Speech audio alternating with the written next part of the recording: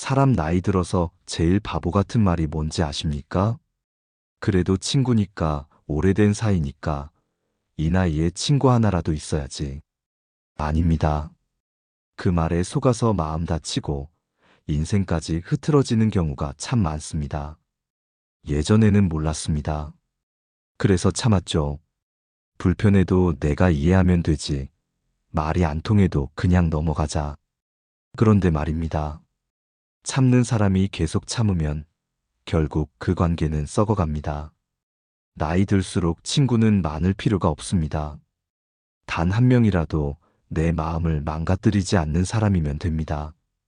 그런데 아직도 나를 무시하고 함부로 말하고 고맙다 미안하다 한마디 없는 사람을 친구라는 이름으로 붙들고 계십니까? 그렇다면 지금 이 영상이 꼭 필요합니다. 오늘은 말씀드리겠습니다. 늙어서 절대 친구로 지내면 안 되는 사람 5가지.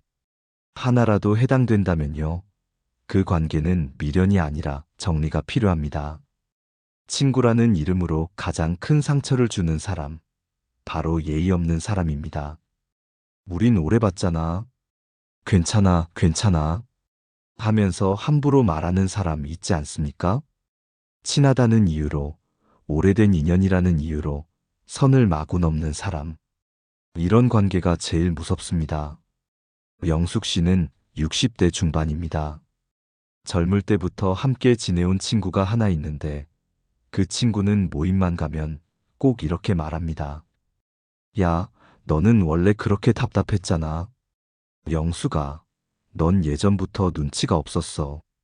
다른 사람들 다 있는 자리에서 대놓고 툭툭 내뱉습니다. 처음엔 그냥 농담인 줄 알았습니다. 우린 오래 봤으니까 장난으로 하는 말이겠지. 그렇게 웃어 넘겼습니다. 그런데 이상하게 모임을 다녀오는 길마다 마음이 무거웠습니다. 내가 뭘 그렇게 잘못했나? 왜 나만 이런 말을 듣는 걸까? 그리고 어느 순간부터는 그 친구와 만나는 날이 다가오면 괜히 피곤해지고 마음이 지치기 시작했습니다. 이게 바로 예의 없는 사람의 무서운 특징입니다. 겉으로는 친구라고 하지만 사실은 나를 무너뜨리고 있는 사람, 내 자존심을 갉아먹는 사람, 그리고 더 무서운 건 본인은 전혀 미안해하지 않는다는 겁니다. 그 정도도 못 받아들이면 친구가 아니지. 이런 식으로 말하며 되려 나를 예민한 사람으로 몰아갑니다. 심리학자 수전 피스크는 이 문제를 연구했습니다. 사람들이 친해지면 어떤 착각에 빠지는지 실험을 했는데요. 결과는 충격적이었습니다. 낯선 사람에게는 작은 실수에도 80%가 사과를 했습니다. 하지만 친한 친구나 가족에게는 단 30%만이 사과를 했습니다. 가까운 관계일수록 오히려 사과를 덜 한다는 것. 즉, 친하다는 이유로 예의를 생략하고 사과도 안 하고 더 무례하게 구는 경향이 있다는 겁니다. 여러분도 경험 있으실 겁니다. 친구가 농담처럼 툭 던진 말이 마음속에 오래 남아 괴로웠던 순간. 야, 넌 원래 그런 애잖아. 너는 늘 그런 식이야. 이런 말들은 농담 같지만 사실은 내 가치를 깎아내리는 언어의 칼날입니다. 가깝다는 이유로 무례가 용인되는 순간 관계는 건강하지 않습니다. 철학자 칸트는 이렇게 말했습니다. 사람을 수단이 아닌 목적으로 대우하라. 하지만 예의 없는 친구는 나를 목적으로 대하지 않습니다. 내 감정을 배출하는 쓰레기통처럼 내 자존감을 갉아먹는 밥으로 대합니다. 고맙다는 말, 미안하다는 말 한마디 없는 그 사람 곁에 있으면 결국 나는 나 자신을 잃어버리게 됩니다. 혹시 지금 떠오르는 얼굴 있으신가요? 그 사람 옆에 있을 때 나는 정말 웃고 있습니까?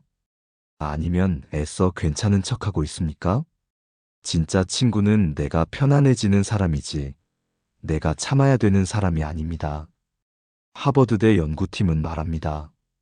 친밀함 뒤에 숨어있는 무례함이 사람의 마음을 가장 크게 해친다. 왜냐하면 우리는 낯선 사람의 말보다 가까운 사람의 말에 더 깊이 상처받기 때문입니다. 내 편이라고 믿었던 사람이 던진 말은 남보다 10배는 아프게 꽂히죠. 그래서 기억해야 합니다. 친하다고 해서 예의를 잊는 순간, 그건 우정이 아닙니다. 친하다고 해서 사과할 필요가 없다고 생각하는 순간, 그건 사랑이 아닙니다.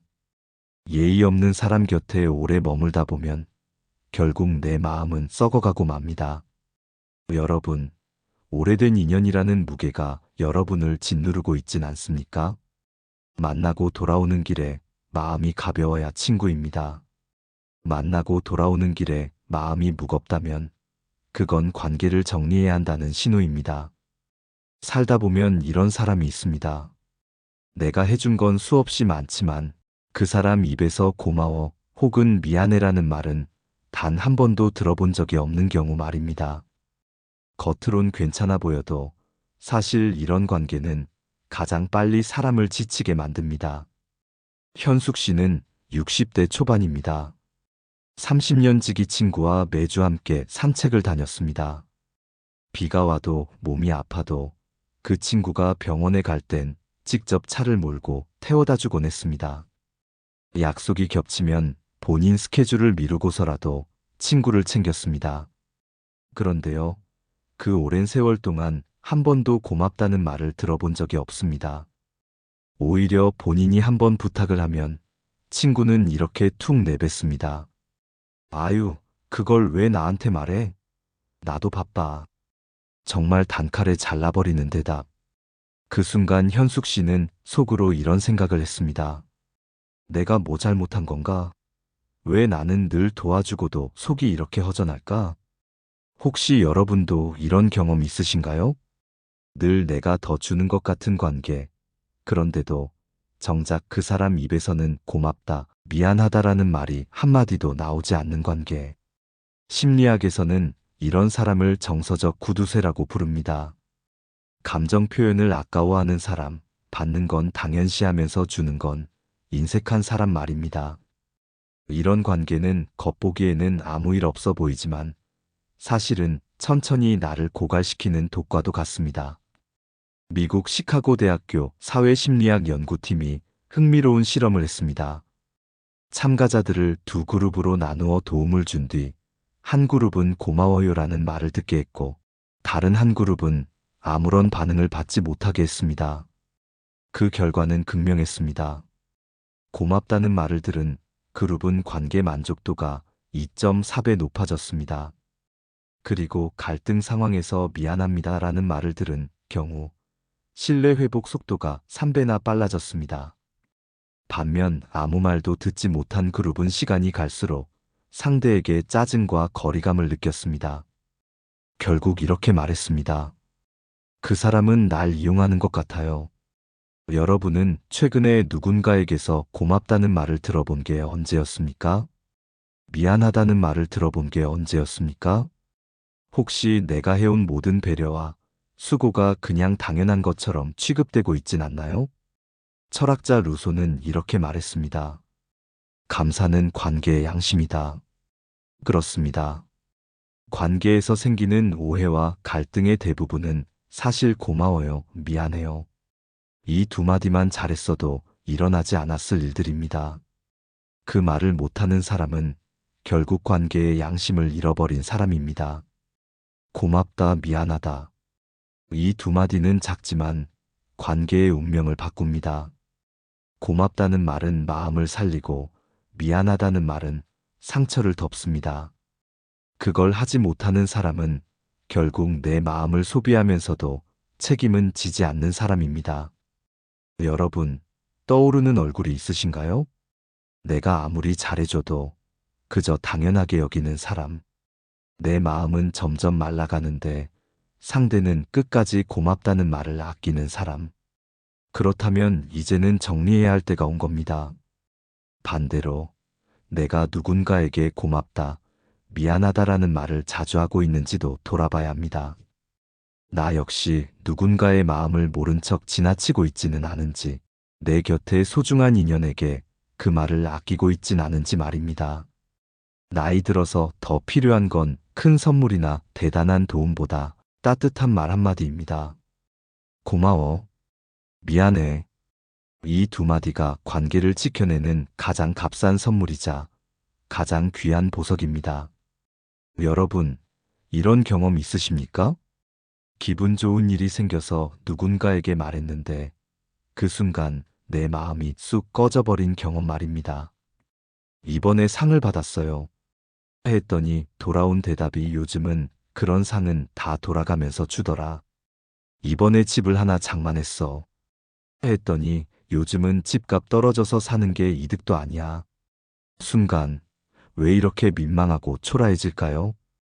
바로 그 사람은 내 기쁨을 기뻐할 줄 모르는 사람, 질투라는 독을 품은 사람이기 때문입니다. 이런 사람은 절대 가까이 두면 안 됩니다. 왜냐하면 그들의 마음 속에는 내가 잘 되는 걸 기뻐해 주는 대신 오히려 불편해하고 불행을 바라는 심리가 숨어 있기 때문입니다. 심리학자 리언 페스팅거는 이런 현상을 사회적 비교 이론으로 설명했습니다. 사람은 늘 남과 자신을 비교하면서 자존감을 유지한다는 겁니다. 즉, 누군가 잘 되는 걸 보게 되면 나는 못했구나, 나는 뒤처졌구나라는 열등감이 생기고 그 순간 상대를 깎아내리고 싶은 충동이 올라온다는 거죠. 하버드 대학교 연구팀은 실제로 실험을 했습니다. 오랜 친구가 큰 성취를 이루었다는 소식을 들었을 때 사람들의 감정을 뇌파와 호르몬 반응으로 측정했습니다. 질투 성향이 높은 사람들은 그 소식을 들은 직후 스트레스 호르몬 코르티솔이 급격히 상승했고 뇌에서는 분노와 불쾌감을 담당하는 부분이 동시에 활성화됐습니다. 심지어 인터뷰에서는 이렇게 말하기도 했습니다. 솔직히 배가 아팠어요. 그 얘기 듣고 하루 종일 기분이 가라앉았습니다. 여러분, 이런 친구 곁에 있으면 어떻게 될까요? 내가 기뻐도 마음껏 웃을 수 없습니다. 칭찬 한마디 못 받고 축하받기는커녕 은근히 깎아내리는 말만 듣습니다. 결국 내 기쁨조차 위축되고 행복은 금세 사라집니다. 심리학자들은 이런 현상을 불행의 감염이라고 부릅니다. 한 사람의 질투가 주변 사람의 행복까지 병들게 한다는 뜻입니다. 철학자 쇼펜하우어는 이렇게 말했습니다. 질투는 인간의 마음을 좀먹는 독이며 그 독은 침묵 속에서 가장 깊이 퍼진다. 그렇습니다. 겉으론 웃으며 좋겠다라고 말해도 속마음은 나를 향한 질투로 가득 찬 사람. 그 사람 옆에 있으면 내 영혼까지 서서히 시들어갑니다. 진짜 친구라면 내가 잘 될 때 누구보다 기뻐해 줍니다. 내가 작은 성취를 해도 정말 대단하다. 네가 해서 나도 기쁘다라고 말해줍니다. 그 박수 소리 한 번이면 우리는 또 힘을 내어 더 큰 도전을 할 수 있습니다. 여러분은 어떤 친구와 함께하고 계십니까? 내 기쁨을 기쁘게 받아주는 사람입니까? 아니면 내 기쁨을 불편해하는 사람입니까? 혹시라도 후자라면 그 관계는 오래된 인연이 아니라 내 마음을 좀먹는 족쇄일 수 있습니다. 그리고 우리도 돌아봐야 합니다. 혹시 누군가 잘 되는 소식을 들었을 때 속으로 질투가 올라오진 않았는지요? 나보다 못하던 사람이 왜 잘 되지? 이런 생각이 스쳐간 적은 없었는지요? 만약 그렇다면 우리 마음에도 작은 독이 자라고 있다는 신호입니다. 진짜 어른의 품격은 남의 기쁨에 진심으로 박수 칠 수 있는 것입니다. 박수는 공짜입니다. 그런데도 많은 사람은 그걸 아까워합니다. 그러나 기억하십시오. 남의 기쁨을 축하할 줄 아는 사람만이 자기 인생에도 기쁨을 불러올 수 있습니다. 혹시 지금 떠오르는 얼굴 있으신가요? 내 기쁨에 함께 웃어준 그 사람. 그 사람은 여러분 인생에서 절대 놓치면 안 될 보물 같은 인연입니다. 여러분, 혹시 이런 친구 있으신가요? 만나면 꼭 이렇게 시작하는 사람 말입니다. 내가 너 보니까 답답하더라. 내가 너였으면 벌써 그렇게 안 했지. 그건 네가 잘못하는 거야. 내 말대로 해야 돼. 겉으로는 조언처럼 들리지만 자세히 들어보면 결국은 이런 메시지입니다. 넌 틀렸고 난 맞다. 이게 바로 말로 지배하려 드는 사람의 전형적인 특징입니다. 미정 씨는 60대 초반입니다. 오랜만에 동창 모임에 나갔다가 한 친구를 만났습니다. 그 친구는 대화 시작부터 끊임없이 지적을 늘어놓았습니다. 네가 그렇게 살면 손해보는 거야. 내가 다 겪어봐서 하는 말이야. 내 말 들어. 처음에는 걱정해주는 줄 알았습니다. 하지만 점점 대화가 길어질수록 미정 씨는 자신이 평가받고 있다는 기분을 지울 수 없었습니다. 내가 틀린 건가? 내가 잘못 살고 있나? 집에 돌아오는 길, 대화를 나누고 난 뒤인데도 마음은 오히려 더 지치고 불편했습니다. 이게 바로 말로 지배하려 드는 사람의 무서운 점입니다. 말은 늘 조언처럼 포장되어 있지만 결국은 나를 아래에 두고 자기 기준을 정답으로 강요하는 겁니다. 심리학자 데보라 테너는 이런 사람들을 언어로 계급을 만드는 사람이라고 불렀습니다. 즉, 말을 통해 서열을 나누고 자신은 위에, 상대는 아래에 두는 습관을 가진 사람입니다. 그들의 말 구조를 잘 들어보면 이렇습니다. 나는 옳다. 너는 틀렸다. 나는 해봤다. 너는 못 해봤다. 결국 내 삶을 평가하고 통제하려는 언어들입니다. 노스웨스턴 대학교 연구팀은 이런 연구를 했습니다. 같은 조언이라도 강요형과 선택권을 주는 형식으로 나눠서 실험했죠. 넌 그렇게 하면 안 돼, 틀렸어. 라는 강요형 조언은 상대의 수용도가 무려 60%나 낮아졌습니다. 반면 이렇게 해보는 건 어때? 처럼 선택권을 남겨두는 방식은 신뢰도와 만족도가 2배 이상 높았습니다. 즉, 말 자체가 아니라 그 말 속에 담긴 지배 의도가 관계의 피로도를 결정짓는다는 겁니다. 혹시 여러분도 들어본 적 있으실 겁니다. 내가 너였으면 벌써 그렇게 안 했지. 내 말 들어. 내가 해봐서 아는데. 이 말들이 정말 진심 어린 조언처럼 들리던가요? 아니면 은근히 넌 부족하다. 난 더 낫다는 평가처럼 들리던가요? 철학자 쇼펜하우어는 이렇게 말했습니다. 사람을 설득하려 하지 말고 스스로 깨닫게 하라. 그렇습니다. 진짜 친구라면 내 삶을 존중해 줍니다. 내 선택이 다소 어설퍼 보여도 기다려주고 내가 스스로 배우도록 옆에 있어 줍니다. 하지만 말로 지배하려 드는 사람은 내 인생을 존중하지 않습니다. 늘 자기 기준으로 재단하고 내가 틀렸다고 낙인 찍습니다. 그런 사람 옆에 오래 있으면 어떻게 될까요? 내 선택을 스스로 의심하게 됩니다. 내 자존감은 점점 흔들리고 결국 내 삶을 다른 사람의 말에 맡겨버리게 됩니다. 말이 많다고 해서 지혜로운 게 아닙니다. 말이 많다고 해서 그 사람이 옳은 것도 아닙니다. 오히려 말로 상대를 컨트롤하려는 사람은 그 관계를 불편하게 만들 뿐입니다. 여러분은 어떤 대화를 하고 계십니까? 만나고 난 뒤 마음이 가벼워지는 대화입니까? 아니면 괜히 주눅 들고 내가 부족한 사람처럼 느껴지는 대화입니까? 나이 들어서 정말 곁에 두어야 할 친구는 내 이야기를 들어주고 내 선택을 존중해주고 내 삶을 인정해주는 사람입니다. 말로 지배하려 드는 사람은 결국 내 인생의 주인이 되려는 사람입니다. 그런 사람은 오래된 인연이라 해도 정리해야 합니다. 여러분, 혹시 이런 친구 있으십니까? 내가 다음 주에 여행 가는데 너 지난번에 쓰던 캐리어 좀 빌려줘. 네가 가지고 있는 그 가방 딱 이번에 필요하거든. 잠깐만 쓰고 줄게. 이런 부탁 처음에는 거절하기 어렵습니다. 아는 사이고 또 급한 일이라고 하니 선뜻 내어줍니다. 하지만 이런 일이 반복되기 시작하면 마음 한구석에 이상한 감정이 생기죠. 왜 자꾸 나한테만 이러지? 이건 부탁일까? 아니면 날 만만하게 보는 걸까? 심리학자 필립 번스타인은 거절의 심리학에서 이런 현상을 권리와 효과라고 불렀습니다.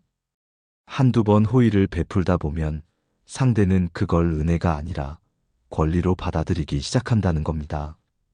즉, 내가 빌려줄 수 있는 사람이 아니라 빌려줘야만 하는 사람으로 낙인 찍히는 순간이 찾아옵니다. 한 여성의 사례가 있습니다. 처음엔 스카프 하나, 다음엔 선글라스, 나중에는 여행용 캐리어까지. 그 친구는 늘 웃으며 말합니다. 넌 뭐든 잘 사잖아. 난 돈 아까워서 못 사겠다. 이번에도 좀 빌려주라. 겉으론 웃고 있지만 속마음은 분명합니다. 넌 주는 사람이고 나는 받는 사람이다. 그게 당연하다. 여러분, 이때 가장 무서운 건 거절하기 어려운 분위기입니다. 처음엔 도와주지 않으면 괜히 내가 인색한 사람처럼 보이고 결국은 내 물건뿐 아니라 내 마음까지 잠식당하게 됩니다. 철학자 쇼펜하우어는 이렇게 말했습니다. 선을 그어야 할 때 망설이면 결국 침해당하는 건 나 자신이다. 관계에서도 마찬가지입니다. 특히 돈이나 물건이 오가는 순간에는 반드시 분명한 기준이 필요합니다. 그 사람이 나를 진짜 존중하는 친구인지 아니면 편리한 ATM으로 여기는 사람인지는 내가 거절했을 때 그 반응을 보면 알 수 있습니다. 만약 진짜 친구라면, 아, 이번엔 내 사정이 그렇구나. 괜찮아. 하고 웃으며 이해해 줄 겁니다. 하지만 억지로 서운해하거나 나를 인색한 사람으로 몰아간다면 그건 우정이 아닙니다. 여러분도 혹시 이런 경험 있으신가요?